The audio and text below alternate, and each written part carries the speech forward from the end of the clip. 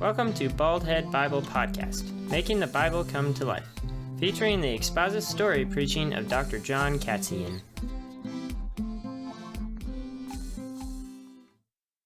He loved his family. He loved spending every night, sitting around the table, and his dad would tell the stories of the Old Testament and recount the stories of maybe some of his famous ancestors and some of his fathers before him. Then he would read from the Torah, and he loved hearing those stories by candlelight and looking at his family's faces and just the joy of being together. Just the joy of thinking, man, I'm something special. Because his family was, in the terms of this city, they were top of the pole, right? They were pretty high up there in society because this guy, man, his family could be traced back to all the kings of Israel that had gone before him. This guy could trace some of his heritage back to some of the nobility and some of the princes. And he probably had some wealth, and his mom and dad, we do know this, his mom and dad put him in the finest educational programs of his day. And I think they even loved Yahweh and taught him well about this God that they served. And I think this boy loved growing up where he was at. Loved everything about it. Then one day, he heard it. Thump, boom, boom, boom, boom, boom, boom, thump, bump. And he could hear marching, and maybe he scrambled up to the walls surrounding Jerusalem, the city he was living in, and he could hear the drum beat coming, and it was this massive army he'd heard about from the city called Babylon, from this new king called Nebuchadnezzar, who had just defeated the Egyptians at the Battle of Carchemish, and now he was coming down south to take over Judah, the southern kingdom, his country. And after a couple days of sieging that city, all of a sudden, the gates of the city break open, and in charges the Babylonian army, and they start killing people, and they start taking things. It says they go into the temple of Yahweh himself and take the beautiful gold hangings and the vessels, it says, and the finest things that were dedicated to the worship of Yahweh. King Nebuchadnezzar comes in and grabs that stuff and takes it all the way back to Babylon. Puts it in his temple to his god Marduk, and in praise of their god, it was like he was saying, ha, my God's stronger than your God. What are you going to do about it? And I wonder if during that first siege, when Nebuchadnezzar comes in and begins to destroy Jerusalem and takes the stuff from the temple, that during that moment he grabs this boy. He grabs this young man, probably 15, 16, 17, around that age. We know him as the man named Daniel. But in Daniel chapter 1, verse 1, he's just a boy. Loves being with his family. And he is ripped from his family. And it says in Daniel chapter 1, that he is hauled all the way back to Babylon. He's taken away from everything he knew. He's taken away from the joy he had. He's taken away from, again, probably the highest echelons of society there in Jerusalem. And now he's dragged back to Babylon, 500 miles away, probably to become a slave, to be thrown down and to be treated like nothing. How did this happen? How would you react? I wonder if Daniel's thinking, where's Yahweh in all this? Where is my God? My God has just been defeated by this other God. This can't be happening. Next couple of weeks, we're going to learn more about this character named Daniel. And we're going to look at the book of Daniel. But I want you to understand, and I want to give you hope, that the book of Daniel is all about this one idea. How do we live for our God in a culture that's hostile to our God? How do we live in a culture that hates Jesus, but how do we live faithfully to Jesus in the middle of that culture? Daniel's all about living faithfully to Yahweh in a culture that hates Yahweh. You know how he does it? And you know the message that's sent from me and you today? If we want to live for God in a culture that's against him, the life of Daniel says this: you've got to live with courageous faith in Yahweh. You've got to live with courageous faith in Jesus if you want to live right in a hostile world. Man, live for Jesus, but live for him courageously. And I think another theme of the book of Daniel is, hey, things look like things are going bad, right? He's hauled off to Babylon. I just want you to know God's saying when things look bad circumstantially, when things look out of control, man, in spite of present appearances, I want you to know the book of Daniel screams that God is in control. Do not give up hope. God's in control. God's working. Trust him. See, Daniel is hauled off to Babylon. Nebuchadnezzar is defeated. Jerusalem. But you know what's interesting? If you look there in Daniel chapter 1, verse 2, it says, and the Lord gave Jehoiakim, king of Judah, into his hand, into Nebuchadnezzar's hand. Nebuchadnezzar could never have sacked Jerusalem without God's approval. Nebuchadnezzar could never have successfully hauled off Daniel to Babylon if God had not wanted him to do that. We can trust that God's in control, and nothing here would have happened without God, Yahweh, who is God over all gods, King of all kings. He works in the hearts of other nations, hearts of kings who hate him, to accomplish his great will. See, what God was doing was through Nebuchadnezzar. He was fulfilling a prophecy about 120 years earlier. There was a king of Judah named King Hezekiah. Now let me back up here, okay? Israel is a nation, right? And Israel was a nation under a king named King David. And it was a unified nation. And it was mighty and strong. And it was huge. It occupied all the land promised to him by God. God said to Abraham, I'm going to give you this land, and eventually I'm going to make a people out of your name. And guess what? The nation of Israel came. The 12 sons of Jacob are those 12 tribes, and together they were this great nation led by their king David. Well, David dies, his son Solomon takes over, and eventually Solomon starts worshiping other gods, and eventually he dies, and there's a rebellion.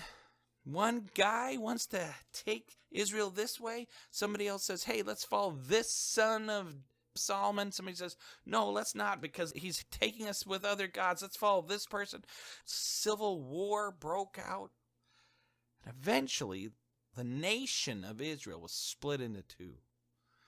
And there was northern Israel, which was basically made up of 11 tribes of Jacob. Remember, there were 12 tribes. In the southern tribe, Judah, their kings followed God. They had wicked kings here and there, but overall, they remained true to the covenant, true to the law, true to following Yahweh. But northern Israel, man, king after king after king, they rejected Yahweh. They rejected God. They did not follow him. King after king brought in other gods and got the people to pursue Baal and other forms of worship. And God said, if you do that, I am going to give you the ultimate punishment, which I talk about all the way back in the book of Deuteronomy. And that ultimate punishment is I'm going to kick you out of the land.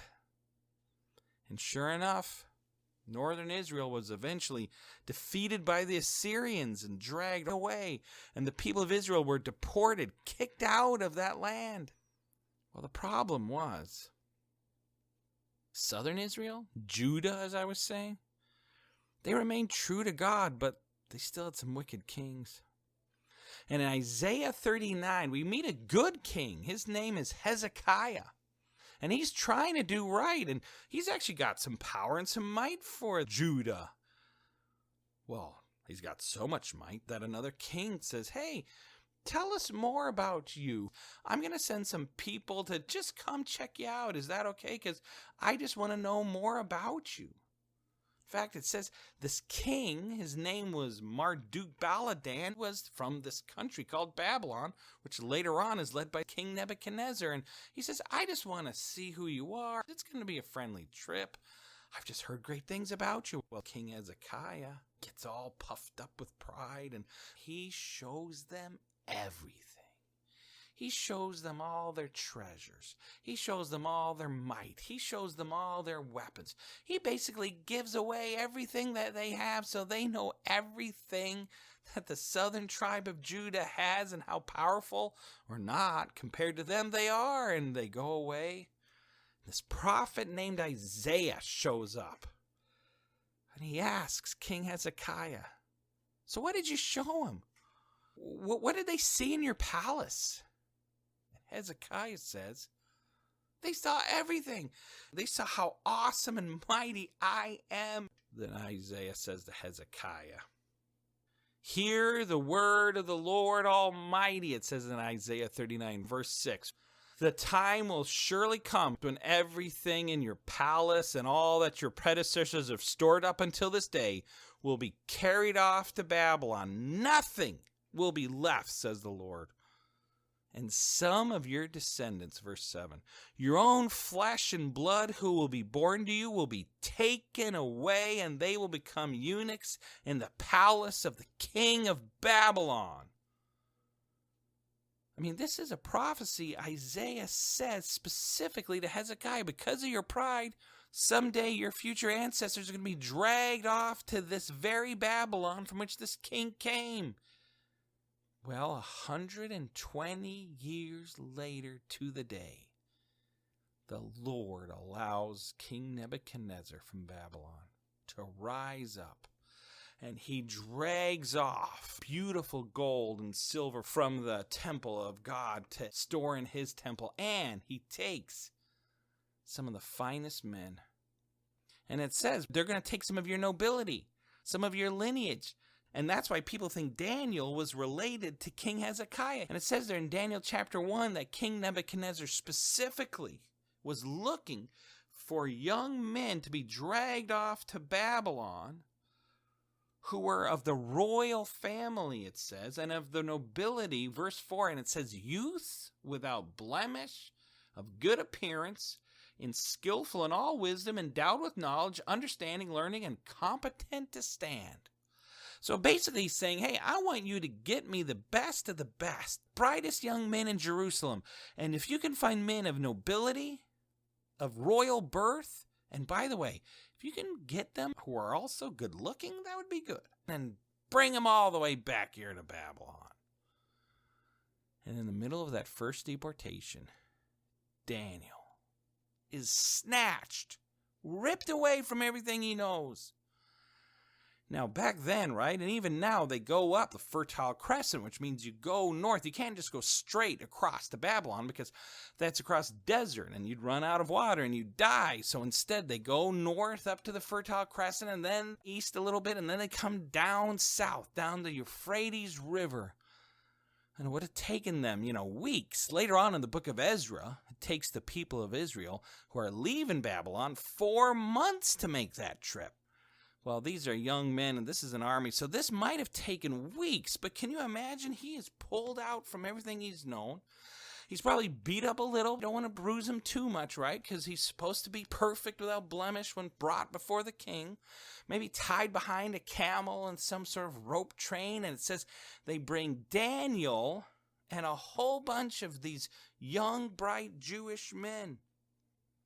But in particular, though, he mentions 4 in the book of Daniel that are going to be the heroes of our story. Of these youths being snatched from their family, hauled away from their home, the first one mentioned is Daniel. Second one mentioned is Hananiah. Third one mentioned is Mishael. And the fourth one mentioned is Azariah, and they're all of the tribe of Judah. Well, Daniel, his name means God is my judge. Hananiah, his name means Yahweh is gracious. Mishael, his name is who is what God is. It's sort of a question, you know? Who is what God is? And the answer is nothing. There's nothing like God. And then Azariah means Yahweh is my help. See, back then when you were given a name in the Hebrew culture, it meant something, and particularly it was supposed to reflect the honor and worship of Yahweh. And so these are beautiful Jewish names. And these men are the brightest boys of their day, and they're hauled off 500 miles later. I think it probably took them at least 2 weeks. Dragged behind a camel is what I envision, tied to a rope. All 4 of these men and maybe another camel, another 4 and another 8, drag this whole trip, exhausted. And they come over the crest of the hill, and then they see it. Wow. They see the city of Babylon. Now, the city of Babylon back then, that was like the New York City, the Chicago, the Portland, the Seattle, the LA. It was the most fantastic place to be. It was the New York City of the day. That was if you wanted to make money, if you wanted to trade, if you wanted to see the latest, you went to Babylon. And back then, Babylon had what was considered one of the 7 wonders of the world, the Hanging Gardens of Babylon. Everything they had there was top-notch. The architecture was just phenomenal, way more advanced than what they experienced in Jerusalem. And I can imagine as they're being brought into the city, the gates swing wide open, and in they walk.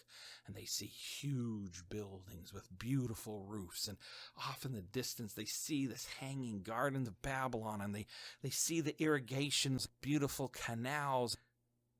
They're looking around and they're thinking, these people are different from me, but man, their stuff is amazing. And I can imagine they took him through the market as they marched him down the main streets of Babylon, and people were cheering.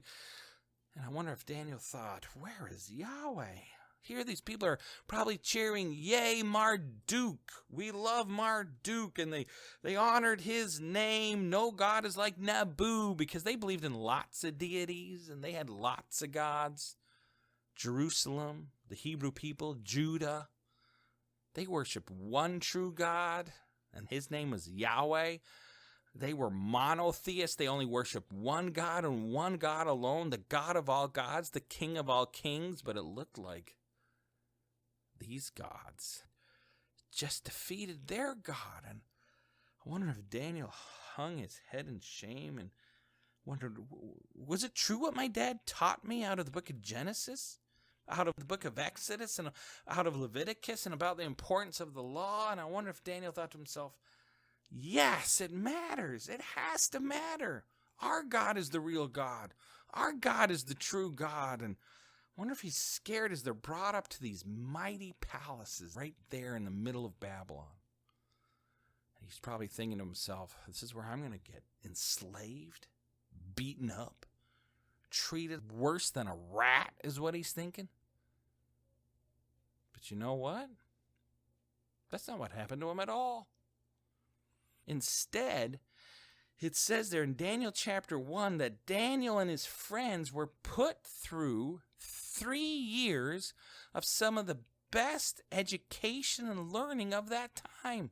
They went to like the Harvard of their day, the Oxford University, wherever the smartest place is. And for 3 years, they went through a study. of the highest learning in agriculture, the highest learning in architecture, astrology, astronomy, law, mathematics, and all these different languages like Akkadian. Now notice it says there that they were taught in all the ways of the Chaldeans. Now the Chaldeans, the word there literally means magician. They were taught math, architecture, but they were also taught astrology, how to read the stars. They were taught in these ways of divination, because that's what that magician means. It doesn't mean David Copperfield pulling rabbits out of a hat. No, these magicians, these were diviners. They would try to foretell the future for their king. And they probably had to take classes on how to read sheep guts, how to read, tea leaves, how to look at the stars and decide what's going to happen, and can we see when this star raises and shines forth? What does that tell us about the future? And they had to go through all this learning. It says there in verse 20, and in every matter of wisdom and understanding, they had to go through all this training for the next 3 years. Because, see, the plan back then wasn't to treat these smart men. Again, they wanted the smartest, the brightest, the handsomest, okay? The Babylonians wanted the cream of the crop of the young men of the Jewish people. They wanted the cream of the crop. Why? Not to abuse them, not to subjugate them, but instead, they wanted to turn them into good little Babylonians. They wanted to brainwash them. They wanted them to give up on their God Yahweh. They wanted them to give up on everything that they were taught to become a functioning member of Hebrew society. We want you to give up on Israel. As it says there in verse 5, they were educated for 3 years, straight up, 3 years learning all these things. But we could take that word educated and say they were brainwashed. For 3 years, the king Nebuchadnezzar wanted them to reject everything they knew and become good little Babylonians, to worship their gods instead. One of the best ways to start to brainwash someone is to totally rename them, to totally give them a new name. So it says there in verse 7, Daniel, we're no longer going to call you Daniel anymore, Daniel. Your name now is Belteshazzar, which literally means may God protect his people. But they're not thinking Yahweh, right? They're thinking their God. I'm going to no longer, hey, your name is too religious. Your name is too tied to your religion. Nope. Your name now is Belteshazzar. May God protect his life. Azariah, right, which meant Yahweh is my help, he now becomes Abednego, which basically means a servant of Nabu. Now, Nabu was one of their major deities, and so we got to name you after our God. You're now Abednego. Hananiah, right, Yahweh is gracious, now means Shadrach, which basically is a well-known god. We're sort of lost who Shadrach was in the pantheon of various gods they had in Babylon. But Shadrach was probably an important god, and they said to Hananiah, nope, we're going to name you Shadrach. And then Mishael, remember what I said, who is what God is? Nobody. Our God's so fantastic, nobody is like him. That's what his name is. But in Babylon, they say, your name now is Meshach. Which again, like Shadrach, was some Babylonian god, which we've sort of lost in history. You don't know exactly which god it is, but they took these young men and they renamed them after their gods. They changed their names in an attempt to brainwash them and bring them into the line of the Babylonians and to make them good little Babylonians. So when someday they could maybe go back to Israel, and they could start to train the people there, and then the people from Babylon might flow into Jerusalem and eventually take it over, and we'd have no more sense of Israel following Yahweh. We have now totally brainwashed them. If we can capture their youth, We've got him. That's what the Babylonians knew. So, this was an attempt. The big word here is to assimilate Daniel and his 3 friends into Babylonian society. They were instructed in their ideas. They were instructed in their curriculum, which was, again, some of the brightest and best of the day. And then they were given new names of Babylonian deities. And you know what's interesting to me? Is Daniel and his friends went along with it. The whole book about Daniel is how to fight with courageous faith. How to know when to stand up and how to trust Yahweh no matter what the circumstances say. And I can imagine Daniel sitting there in class, learning about some new way to read sheep guts to try to predict the future. Or he's sitting there learning about astrology and what Mars in line with this planet means about predicting the future. And later on in Daniel chapter 1, it says that after the 3 years, Daniel and his friends, they were top of the class. In fact, it says they were 10 times better than anybody else in the class. 10 times better. And I think above them all was Daniel.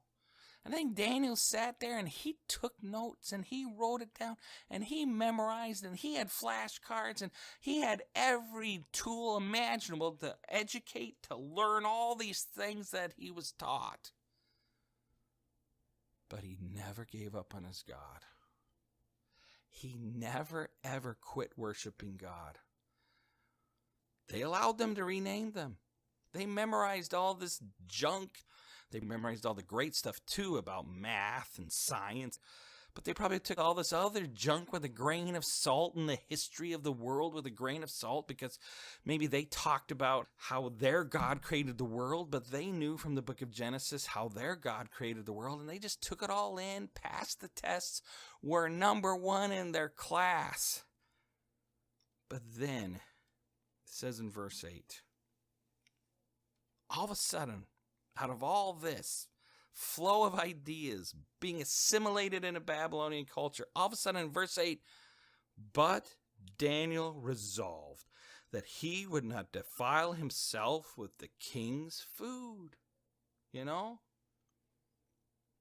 Out of nowhere, all of a sudden, Daniel says, nope, this is where I got to take my stand. I am drawing a line in the sand right here. And I've often thought to myself, he allowed himself to be renamed. He was the top of the class in all these educational matters. He allowed himself to learn things that he knew were against the Torah and what he was taught. But it was eating the king's food where, I'm sorry, I can't do that. It was eating and drinking the king's wine where he said, I'm sorry, I've got to draw a line in the sand. I can't do that. What was it that all of a sudden Daniel said, I've got to stop. Put the brakes on here. Nope, there's only one true God and his name is Yahweh. What was it? You know what I think it was? I think he came to a point in the culture that was trying to brainwash him where he said, I will not cross any line that makes me worship any other God but Yahweh. If doing something makes me worship another God, I am not going to do it. And notice what it says there in verse 8. He resolved. It was an internal decision.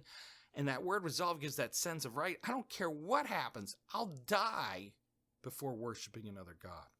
We're going to see in chapter 2, it was Daniel, it was Shadrach, Meshach, Abednego. All 4 of them had that same resolve that they would rather die than worship another God. That's where he drew the line in the sand.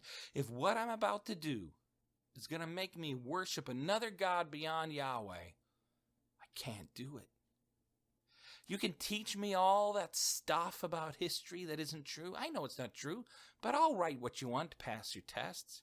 You can teach me all this magic and divination, and I know it's not true. In fact, I learn more and more about how useless and And what a waste of time your God is, because your God's so petty, they've got to look at guts and goats. No, I know how wonderful and awesome my God is, but guess what? Learning about this doesn't make me worship another God. It doesn't make me pursue another God.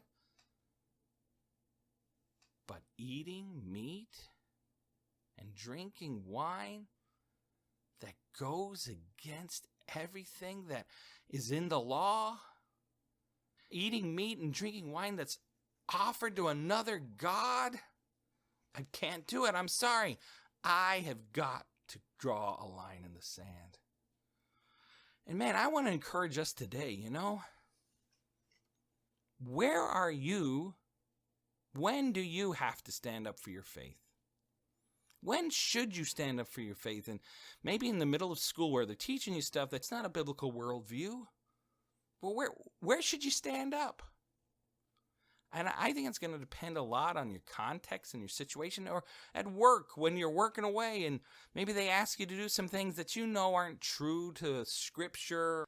When should you stand up for your faith? Again, I think it's going to depend a lot on the context, who you are, what the Bible says, but I can learn one principle from Daniel, and this is this. If whatever the culture asks you to do is going to make you stop worshiping your God and start worshiping another, don't do it. Take that step of faith. Stand up. I think there's going to be lots of other reasons to stand up for your faith beyond this one. But I can say right here in the book of Daniel, chapter 1, one principle: don't worship other gods. Remain true to Jesus. Stand up for him. Do not worship any other God but Jesus, because he is the one and only true God. And if anything in our culture asks you to do it, don't. So here Daniel says, I can't do that. Now, I think for a couple of reasons. It's interesting. They were wined and dined, okay? Daniel and all the Jewish men that were with him, and there were probably a lot of Jewish men, not just those 4, but they were living a life of luxury. They were given food and wine daily from the king's own table.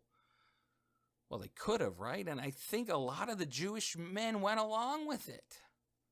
But Daniel and the 4 boys that were with him, 15, 16, 17, maybe in their 20s now, if it was after these 3 years. We're not exactly certain when this happened, but they were still maybe 16, 17, 18, young men. But they knew the law. And they knew that this food did not conform the requirements of the Mosaic law. They were probably asked to eat many things that were forbidden by the law, right? That were served on the table, like ham and pork, and I can't eat that according to the law. It's going to defile me. But on top of that, they were also given drink, right? And it says clearly in the Old Testament and Proverbs and Isaiah that as good Jewish men, if they were conformed to the law, they could not take strong drink. There were prohibitions against strong drink. Now, the Jews quite often diluted their wine with water, okay? And that's when strong drink is undiluted wine. You just take it straight. So the Jews would sometimes add 3 parts water to 1 part wine. Some 6 parts water to 1 part wine. Some would dilute it even more, 10 parts water to 1 part of wine, so they wouldn't defile the rules and the prohibitions set up in the Old Testament. But the drinks they were offered, they weren't watered or diluted at all. It was strong drink. I think Daniel and Shadrach, Meshach, and Abednego, they knew, I can't drink this. This goes against what I've been taught in the law. And I can't eat this food because I've been taught that this food defiles me. And it goes against the covenant that I have set up with my God. This is going to force me to maybe pursue another God. And I think the biggest reason, the third and biggest reason, they couldn't eat this food or drink this wine, it's because quite often this food would come straight from the temple. This royal food had been sacrificed and offered to pagan gods before it was offered to the king. And Daniel's desire was to please God in all he did. And he had to follow God's laws right here in the middle of this pagan culture. Why? Because he's worshiping the one true God.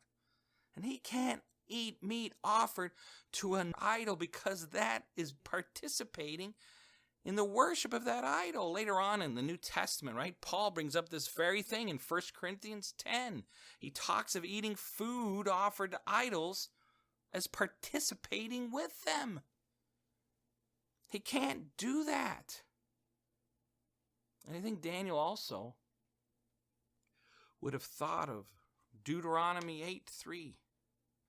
And Deuteronomy 8:3 says, "And he humbled you, and let you hunger, and fed you with manna, which you did not know, nor did your fathers know, that he might make you know that man does not live by bread alone, but man lives by every word that comes from the mouth of the Lord." Daniel's like, I'm sorry. If I eat of this food and drink of this drink, it's going to make me want to eventually worship another god, and I could be participating in worshiping with another god. I can't do that. So Daniel says, I'm sorry. This won't work. I can't eat of this food.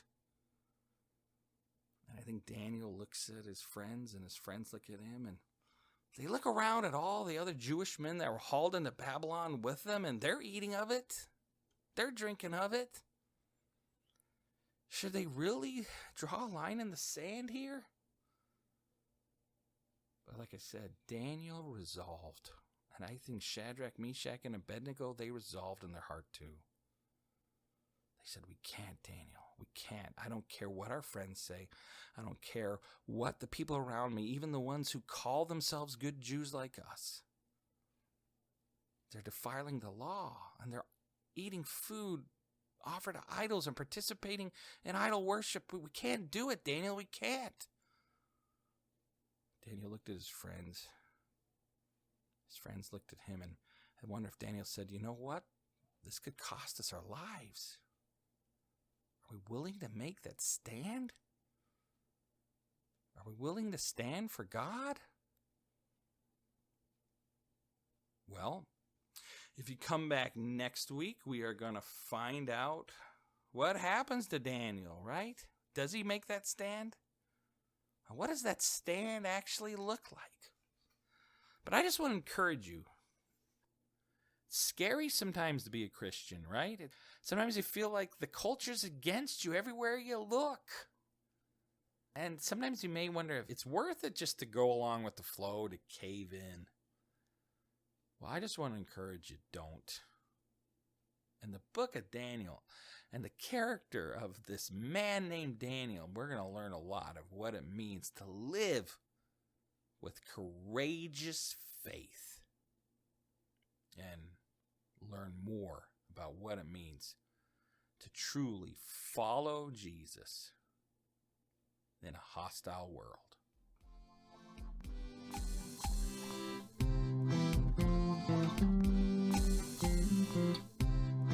Baldhead Bible Podcast is created by Dr. John Katzian. Music composed and performed by Elijah Katzian. Edited by Lincoln Katzian. If you would like to listen to more of Baldhead Bible Podcast, please subscribe.